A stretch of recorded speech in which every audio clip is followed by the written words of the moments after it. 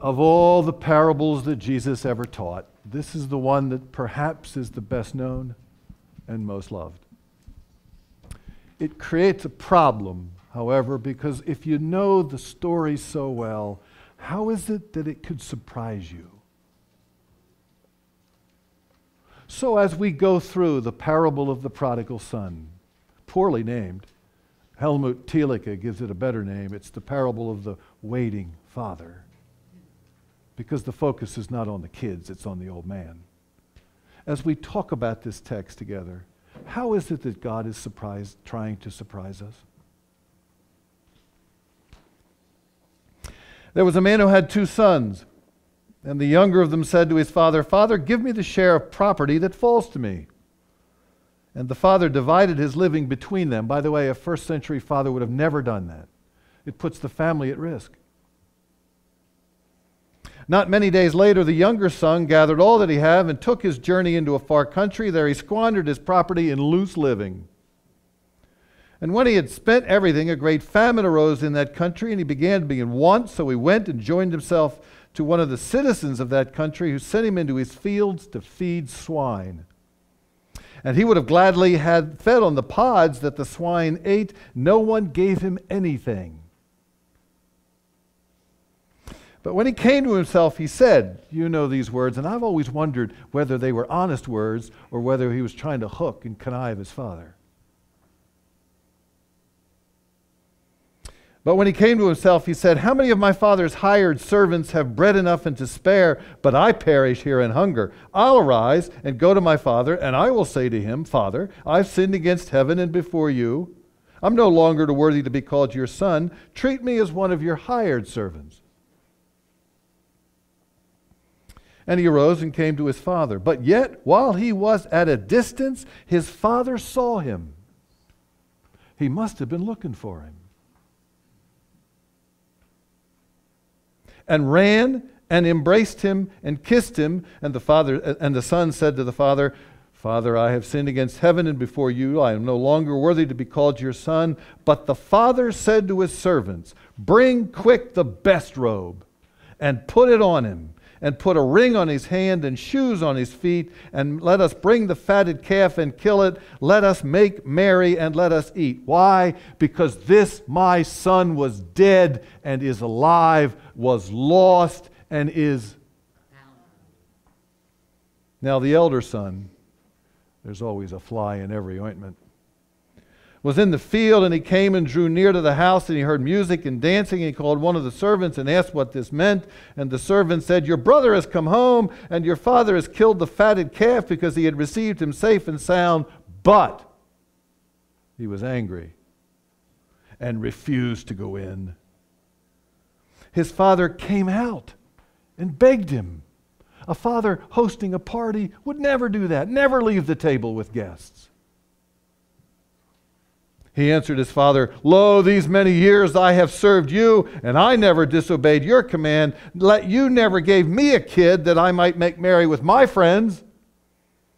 But when," get this, "your son," not my brother, your son, "who has devoured your living with harlots, come home, you killed for him the fatted calf." And he said to him, "Son, you're always with me, and all that is mine is yours.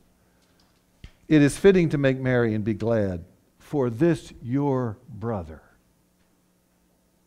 was dead and is now alive, was lost and is found."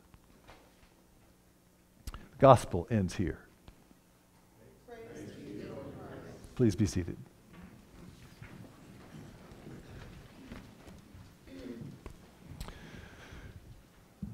Join me in a word of prayer.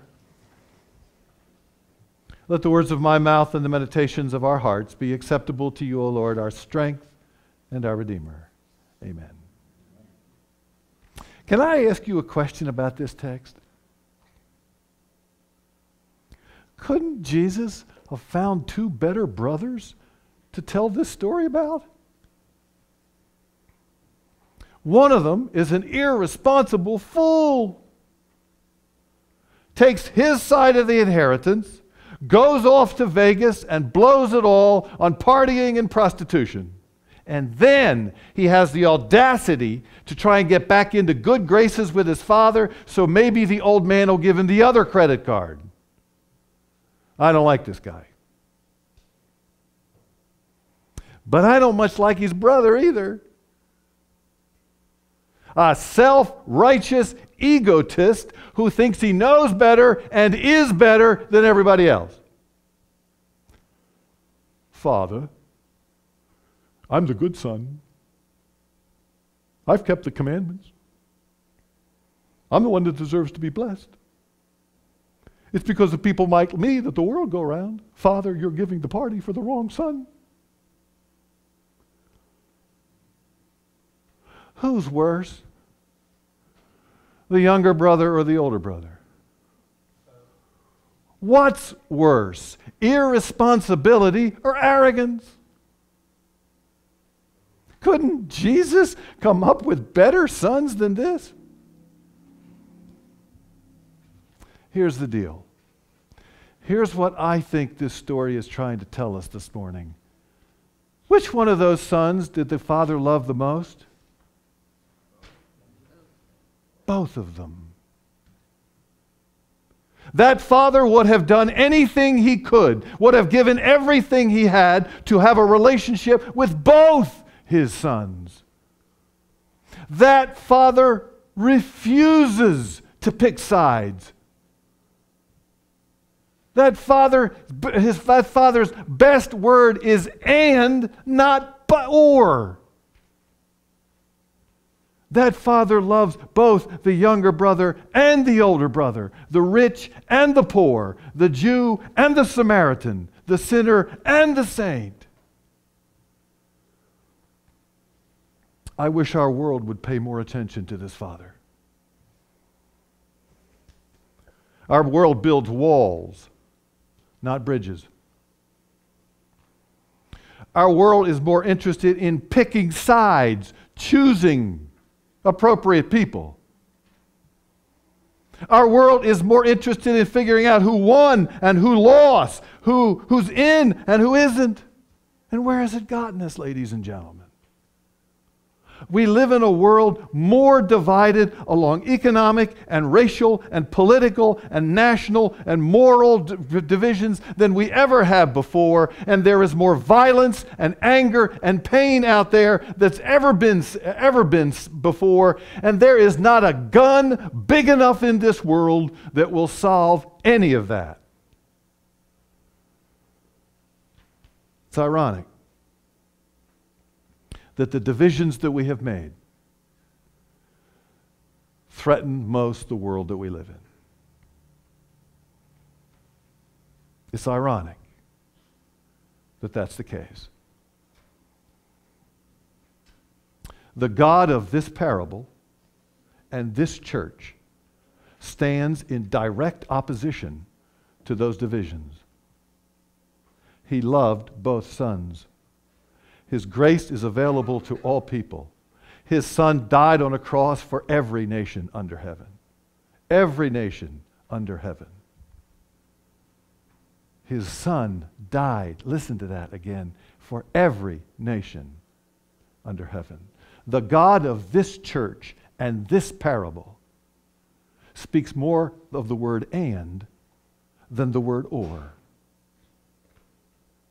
He is the God of both the older brother and the younger brother, the gay and the straight, the Republican and the Democrat, the citizen and the refugee.